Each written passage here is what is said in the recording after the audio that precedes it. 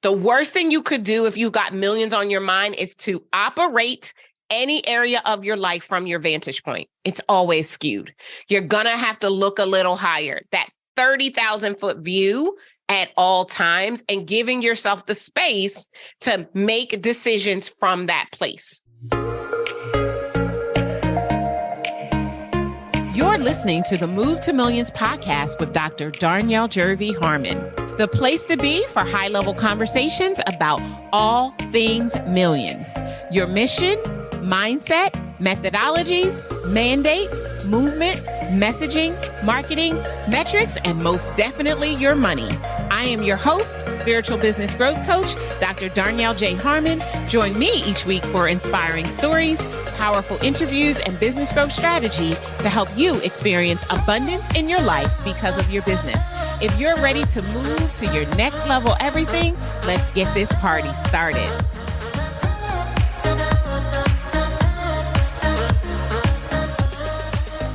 This episode is powered by Move to Millions Live. Let me say this. This is not a conference. This is a call to your first or your next million. Time is running out, but you can still join us by going to movetomillionsevent.com. In this episode, you guys, I want to keep it light. Now, I don't know if I'm actually going to be able to pull it off because what is on my heart to share with you today are some of the things that I wish I knew before I set the goal to cross the $1 million mark. Okay. Some of you know the story. If you're an OG listener, you've been here for a while, then you already know this story. So just bear with me. I'm going to give you the short and abridged version, but I do think it's important and relevant that I share some of the backdrop of what was going on before I made the move to millions the very first time and how it crumbled and how I was able to build it all back again. So from the day I started Incredible One Enterprises, I knew this was going to be $1 million company from that day. I was very clear. I could see the vision right away. Now, what I wasn't prepared for is what it was going to take in order to be able to actually make it happen. So my first year in business, we barely made $20,000. We were right in line with the statistics that plague most small businesses, right? Even that this was before the American Express Women-Owned Business Report, but we were right there. We were like, just shy or just $20,000, not very much at all. But I still had my mind on millions. But here's the thing. I didn't know what I didn't know. So I didn't even know that I wasn't even actually putting myself in position to go to the $1 million mark because I had no clue. I had no filter. I had not even actually seen someone who had done this that could paint me a picture or give me a roadmap. So I was really flying blind the entire time. And so it took me that first 9 months of not making enough money, having to go back to work, bankruptcy, car repossessed, almost living in my car, the whole 9. And while I was in that job, making the decision and studying to show myself approved, I had to do my work, y'all. And a big part of doing that work was to learn how to grow a ground up business because I didn't have a clue. My Mary Kay business was a proven business model that an old white lady with big white hair designed. I was just working it and it worked. But starting from scratch in this business, I didn't know what in the world I was doing. And that is why I struggled that first year to the tune of $20,000, then took the job, started to get focused, got to $88,000. The second year that I was in the full-time job, got the business to 125 or 143,000, something like that. I have it all written down somewhere, but I'm not looking at my notes right now. And then came back into full-time entrepreneurship on January 1st, 2011. Still clear that I had $1 million business in me, right? Declare that with me. I have $1 million business in me. There is a millionaire in me. Didn't that feel good? That felt amazing. And when I came back into the business full-time, January 1st, 2011, there was still a lot I didn't know, but I was now more convinced in my own mind that I was going to be willing to show up and do the work. Now, I'll admit, I've admitted this before, the early days in my business were filled with hustle and grind. I was robbing Peter to pay Paul. I was doing whatever I had to do to be able to make things move inside of this business. And I would not advocate for you to do that today. That's why you get the benefit of having my own experience go before you. So it took us 3 years once I came back into the business full time to cross the $1 million mark. You know the story. Doubled my rates based on the coach that I was working with at the time. I was like, listen, I'm so much better than she is. And I don't know if I should have said that or not, but I did. And I'm just going to at least charge what she charges. And when I did the math, I immediately would have already, based on the number of clients I was serving, have $1 million business. And so I got the courage to double my rates in time for my upcoming live event. Like here we are again, about to have a live event in a month or some change at the time of this recording. I doubled the prices at the event. I tried to talk myself out of it. You remember the dream where no one signed up and I tried to change all the prices back, but the form wouldn't work. And so I was forced, fingers in air quotes, to use the actual pricing, took that to my event and got my mind blown how in 3 days we generated $1.3 million in cash, instant $1 million business, instant $1 million CEO, instant millionaire. All of that happened in a matter of moments. Now I want to give you the benefit of journeying back to let you know what I wish I would have known before I actually crossed the $1 million mark the very first time. What I actually learned and leveraged in crossing the $1 million mark the second time. Because 2014, 1.8, 2015, 2.8, 2016, like 1.8. Like we went down and then we went all the way down to like 600K before in 2020, we came back over the $1 million mark. And what I learned in that short period of time is what I'm going to pass on to you in this episode. This is like the perfect precipice to move to millions live for those of you who have already gotten your ticket to join us. Those of you who haven't, but you want to be there. This is something that I wish I knew before I came to an event like I'm putting on. I've started working on the run of show, y'all. It's going to be straight fire. You really need to be there if you have millions on your mind. Number one, the first thing that I wish I knew the first time and learned the second time is the importance of having a strong foundation in your business. Now, when I say strong foundation, what I need you to know is I'm talking about a strong foundation financially, spiritually, mentally, physically, and emotionally, basically in all the areas of your life. You've heard me say before that you cannot have a booming business when you have a busted life. And it's important that all of that be foundationally sound, right? So before hitting 7 figures, I think it is absolutely crucial to establish robust systems, especially financially. This means that you need to have an amazing handle on your personal finances as well as your business's finances. That means you need to be running your business like a business. It means you cannot be embezzling and just taking money out of the business to pay for your personal things. It means you need to be a W-2 in your company. It means that you need to operate as a business. It means you need to understand taxes and your tax liability. You need a tax strategist on your team. It means you need an entire financial management team, which is comprised of a bookkeeper, a CPA, a financial planner, a tax strategist or tax accountant, an estate attorney. You need all of those people because they are going to help you to not just get to the $1 million mark and to be able to say that you did it, but to be able to sustain your time at the $1 million mark. A big part of the reason why we did not sustain the very first time we made the move to millions financially is because, y'all, I didn't know what the heck I was doing. I was literally flying by the seat of my pants. I was not prepared to see that large volume money come in. I wasn't prepared to figure out how to manage all of that money. Shoot, I wasn't prepared to write a payment check to the IRS for $400,000. I wasn't prepared for any of that. So when I say a strong foundation financially, the way you see money, the way you see yourself, what you understand to be true about money, right? You're going to have to contend with the demons and the devils that are your backstory around money and your relationship with money. Because if you don't know how to manage money before you have a lot of it, you are going to massively mismanage it. This means that you have to invest in having a financial education by reading the right books, taking the right courses, learning from the right mentors, because the more you know about managing money, the better equipped you will be to make CEO decisions at and beyond the $1 million level.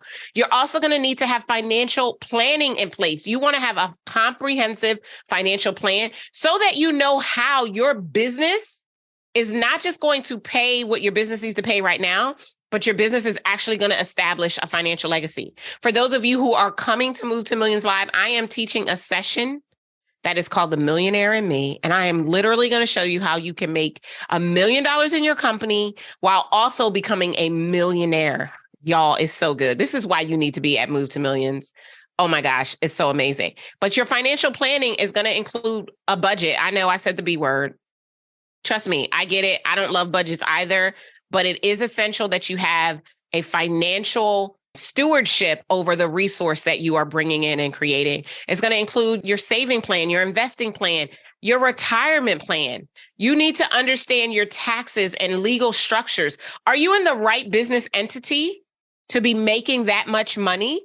You need somebody who will be able to take a look at all of that. You're also going to need to understand the importance of diversification in just this strong financial foundation, right? Now, I'm not even talking about all of the other financials. You're going to need to know that just financially, as your wealth grows, you know how to diversify your investments to manage your risk and optimize your returns. You're going to need to figure out which assets you're going to leverage, whether you're going to focus on the stock market or bonds or real estate or alternative investments. Like, what are you doing in order to make sure that the money that is coming in, it has a purpose and it has an assignment so that more money keeps showing in? I wish, y'all, that I would have known the importance of having a strong foundation inside of my business from the onset, from the get-go. Now, I got my relationship with money, honestly.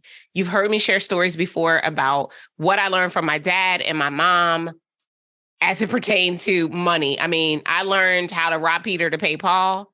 I learned that you only make money when you work really hard. I learned that money is only for what you need. And all of that followed me into my business. And I truly believe that a big part of the reason why it took me 3 years once I decided to make the move to millions, it wasn't because I had all this in place and I was taking my time and I was bracing myself. It was because I still let those money beliefs show up fully and usurp my authority inside of my business. And it really, really changed everything. So that's the first thing I wish I knew. Now, to talk about some of the other foundations spiritually, like, you need to be grounded and know who you are. You need to know that there's something greater than you. Not just because of what happens spiritually as it pertains to money, especially through tithing and giving to other people, the benevolence that goes along with wealth, not just for that piece, but that firm understanding about the way you see money is really about the way you see yourself, which is really about the way you think God sees you. And so when you have a strong foundation spiritually, it really changes things. The importance of having a strong foundation emotionally is so that you can actually handle everything that's coming your way, because there's going to be a lot of big girl or big boy decisions to make once you are on the move to millions solidly inside of your business's infrastructure. Physically, you need to have a strong foundation because you are your wealth, right? My good friend, Patrice Washington, says all the time that the original definition of wealth is about wellness and well-being. It is not actually financial stewardship. Now, of course, the definition has expanded to include that, but you are your wealth. And if you're not taking good care of your vessel, anything that you have and bring in is going to fall by the wayside because you're not going to be available to really steward it. And that's going to be a problem. So the number one thing I wish I knew before I made the move to millions was the importance to have a strong foundation in every area of my life. The second most important thing that I wish I knew before I made to move to millions would be the importance of being a leader. When you are growing your business, you are a tactician. You are a service provider. When you are scaling your business, the number one skill you need to have is that of leadership, because you recognize you're not doing all of the things. You're not trying to be the end all be all in your business. That E does not stand for everything. You are not focused on having created for yourself a really good job. Like, you're really focused on building a company, influencing the economic stability of other households through employment in your company, and someone's got to lead those people. Now, there needs to be layers of leadership in your organization, but as you're on the move to millions, you need to start spending as much time developing your leadership skills as you spend on marketing and sales. I know that sounds crazy, because how are we even getting to the $1 million mark if we're not marketing and selling?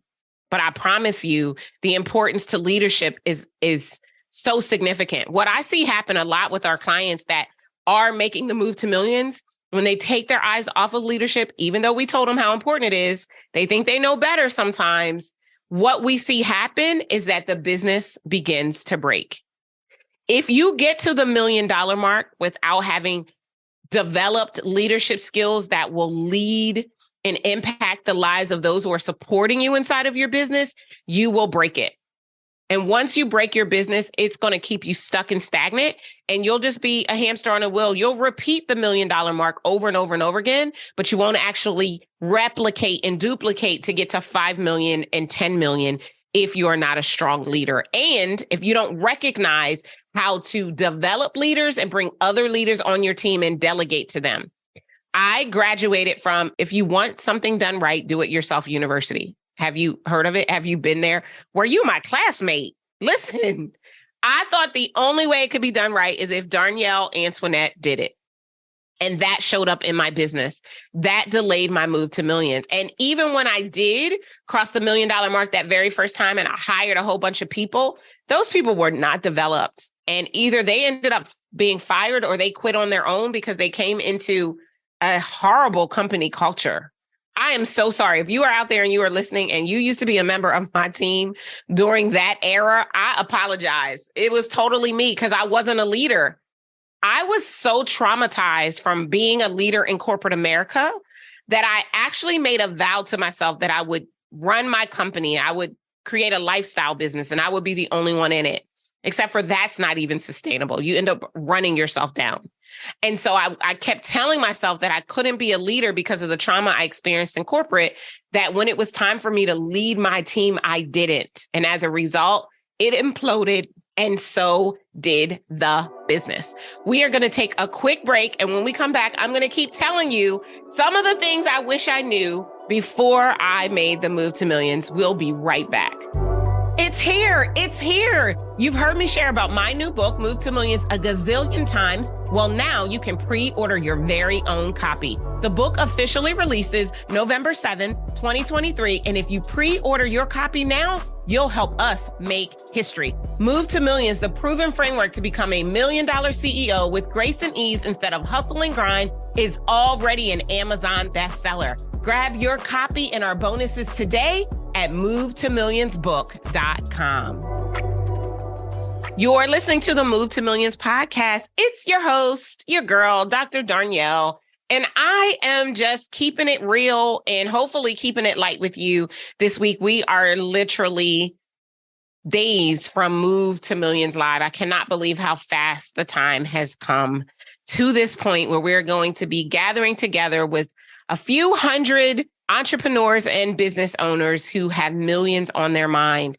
And one of the things that I know is that for many people who are millions minded, they don't have any understanding and true comprehension of what it means to have $1 million company. And as a result, if they get there, they experience struggle and challenges that keeps them trapped in their business.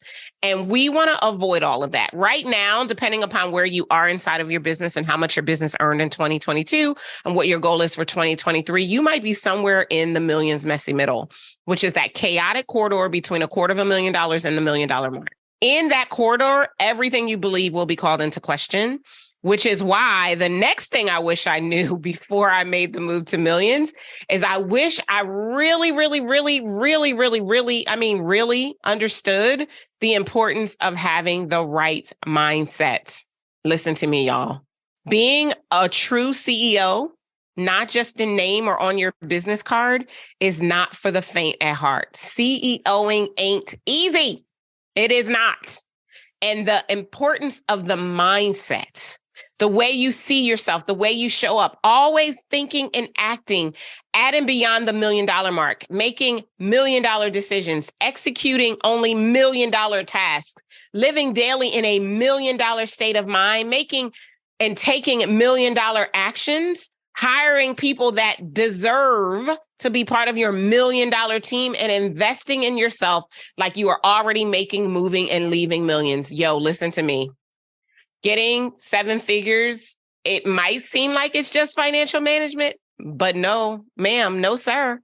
It is also about cultivating the millionaire mindset. This means that you have to embrace having a growth-focused approach to everything. It means that you have got to believe in yourself and your abilities. You have got to be fully convinced in your own mind at all times, regardless of what it is that you see, that you can actually pull this off and sustain a business. Because let me tell you what's worse than getting to the $1 million mark and realizing that you weren't prepared for it. Getting to the $1 million mark and not being able to sustain it. That's worse. And you want to know who that happened to? Me. That's why we had that small stint where we were not making millions, but I realized that I needed to know these things that I'm now hipping you to so that I could change the game for myself. Understanding the significance of your mindset. I say all the time, you have got to wash your mind like you wash your behind. And I really hope that you take a bath on a regular, right? That the Bible talks about the renewing of your mind, right? Making sure that you're constantly sitting in the energy of renewal, thinking better, thinking stronger, thinking higher. And as a result, constantly elevating yourself in the way you see things, right? I talk a lot about the difference between your vision point and your vantage point. The worst thing you could do if you got millions on your mind is to operate any area of your life from your vantage point. It's always skewed. You're going to have to look a little higher, that 30,000 foot view at all times, and giving yourself the space to make decisions from that place. It's going to be essential that you set goals and you back into those bad boys so that you can actually achieve them. This is why mindset is so important, because our minds play trick on us. When our alignment is off, everything is off. But we have got to make sure that we get very, very clear about the goals that we are setting and create an actionable plan to actually achieve them. We're going to have to take those big goals and back into them and break them down into smaller goals, which will not only make them more manageable, but it'll keep us excited and motivated, because it's a lot. It's overwhelming often to think about $1 million in revenue in a 12-month period, especially if it's not something you've ever done before. Oliver Wendell Holmes says that once a mind has been expanded, it cannot return to the same place. But for those of you who've not experienced it yet, your mind has nowhere to go. That's why the renewing of your mind and embracing that growth mindset is so essential. It's also going to be important to think about the company you keep. I just recently did a podcast episode about that. Surrounding yourself with success, networking with like-minded individuals, learning from people who have already walked a mile in the shoes that you cannot fit your feet into no matter how hard you try. You need to understand their experiences. You need to hone in and take their advice and get their support, because it's going to make a huge difference on your move to millions. You're also going to have to cultivate resilience. I need you to understand that failure comes before success everywhere, not just in the dictionary. There will be setbacks, but they are a setup for a big comeback. Shout out to Willie Jolly, who wrote that book. You want to use the things that happen as feedback and to learn from them. And the only way that happens is if your mindset is one of resilience. That will allow you to keep pushing forward despite the obstacles that I promise you are going to happen. Listen, I will be the first to tell you that getting to the $1 million mark is not all sunshine and rainbows. It does not have to be hustle and grind. It can be grace and ease, but every day will not be sunny, and it just won't be, because there are big girl decisions that need to be made. So when you understand the significance of having resilience, it's going to allow you to remain persistent and dedicated to the big reason why. I'm not finished talking about mindset, but that's another thing I wish that I really deep dived into before I actually went for the $1 million mark. The other thing that's going to be important from a mindset perspective is having self-discipline. Success is going to require that you be disciplined and that you operate in consistency. So that means you need a routine. You need to learn how to prioritize tasks. You need to learn how to maintain focus despite what is going on, even when you don't feel like it, even when your motivation is off. Sometimes you will need to give yourself grace and give yourself the day. Like that was me yesterday at the time of the recording. I just couldn't do the day anymore. And so I decided to get up and leave. But then I came back the next day renewed and ready to keep moving towards the goal and the target that I'd established for the business. Another thing that I wish I knew, I alluded to it a moment ago, is why I wanted to make millions. I think a lot of people set this arbitrary goal because it'll give them validation that if they achieve this mark that not many have achieved. I mean, the statistics around, and they vary depending upon the source, around getting to the 7-figure mark, roughly 2.35% of small businesses ever cross the $1 million mark. That's all of them. And then when you look at women are roughly 1%, again, depending upon the source. Some sources say 4% of businesses make $1 million. Some say 2.35%. Some sources say 2% of women. Some sources say 1% of women. And if you are a Black woman like your girl, we're looking at 0.5%, less than 1% actually make it to the $1 million mark. And so knowing why you want to do it, it can't just be because you want to be rich and floss, right? It's got to be something bigger than that. Because even though you say that it's for the money, money is not reason enough to be motivated to do all of the work that is required to make millions. Again, it's not hustle and grind, grueling work, but there is work. Because the only place success comes before work is in the dictionary. And so you are going to have to show up fully. You are going to have to take action consistently. You are going to have to build a team. You are going to have to lead if you have millions on your mind. That is just absolutely unequivocally essential. So that's another thing I wish I had really dug into, was my big reason why. I also think that that's part of the reason why it eluded me the first time, because I just wanted to do it to validate my existence. I wanted to prove to whomever, them, the arbitrary them that we refer to all the time. I wanted to prove to them that I was worthy. But if your worth is tied to money, that's a whole nother problem and a reason for you to get some support. And that was probably one of the biggest things that I had to work through, because I wanted it for the wrong reasons. And until the reasons were right, till the reasons were in alignment, it wasn't going to happen. I believe that God will send the rain when he is ready, but I don't think he'll send it when you're not prepared, because God really is not going to get any glory if you are in struggle or you go without. That's just not his MO. And so I recognize thinking beyond myself and getting clear about why I wanted to do what it is that I ended up doing and become a multi-million-dollar CEO and a millionaire. And that big reason is for my own foundation, the Incredible One Foundation. Our mission is to teach entrepreneurship and wealth building principles to the children of incarcerated parents. I think you guys know my mom went to jail when I was young, and I will never forget the communities and the organizations that supported us when she was in jail. I promised when I got older and I made money that I was going to give back to that cause, like that I was going to be a part of the solution and not a problem. And so it's so important to me to do this work and to give the children of the parents who are incarcerated an alternative to following into their family's footsteps. That's like my primary impetus for what it is I do. The second reason why I wanted to have lots of money is because I wanted to be able to give. I wanted to be a philanthropist. I think that giving back and impacting others through leveraging and donating your wealth is like the real sign that you've made it. That's what I think. I think about that Patti LaBelle song, when you've been blessed, you pass it on. And so that was another big reason. Stuck on the 6-figure plateau? It's time that you cross over the $1 million milestone with grace and ease. Part memoir and part methodology, Move to Millions, the proven framework to become a $1 million CEO with grace and ease instead of hustle and grind, helps entrepreneurs and business owners simplify their processes to multiply their profits.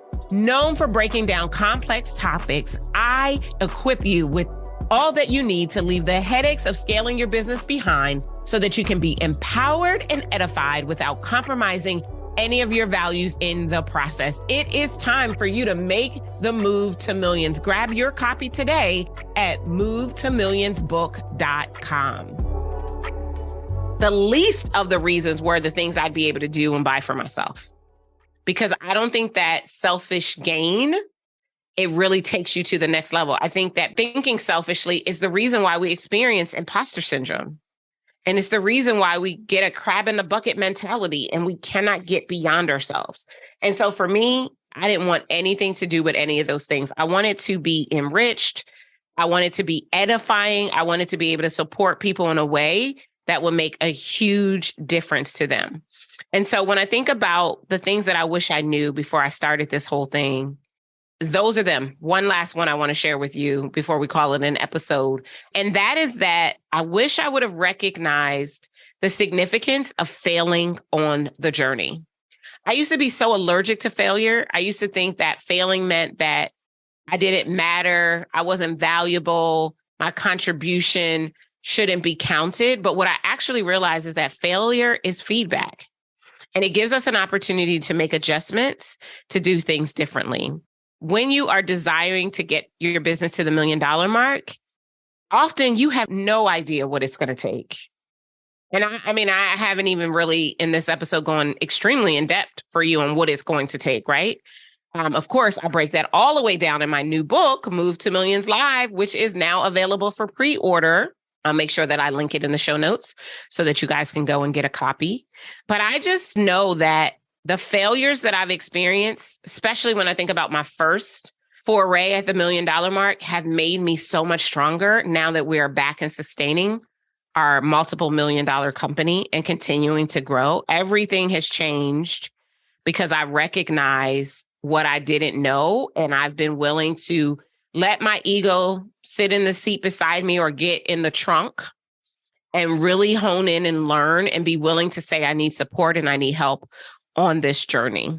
I think it is very, very important that you recognize that getting your business to the $1 million mark is a big deal, but it's also going to take work. It's going to take the right mindset and approach in order for it to happen. And when you understand the significance of hitting this milestone and being clear on what it will take for you to reach it and what you're doing it for, you have that firm, strong foundation. You have that growth mindset. You're showing up fully from your vision point and not your vantage point. It will be so amazing once you actually get there. And that's something that I'm really excited about for you, because I know how it is for myself and for the 38 clients that we've helped make the move to millions over the last few years. It's amazing to hit the milestone. It's even more amazing to hit the milestone knowing that you're going to be able to sustain it and that you've thought through and are continuing to be open to learning the things you need to learn in the process in order to make the move with grace and ease instead of hustle and grind. I'll see you guys next time. Take care. Thank you for joining me for the Move to Millions podcast. The way I see it, you deserve a business that generates millions. We'd love to have you join us in May at Move to Millions Live to help you prepare, plan, and position your company for the $1 million mark. Visit Move to Millions event now to grab your seat. If you enjoyed our time together, do yourself a favor, head on over to iTunes, subscribe, rate, and leave us a review. Until next time, remember, millions are your birthright, and to access them, you need only move. See you next time. Take care.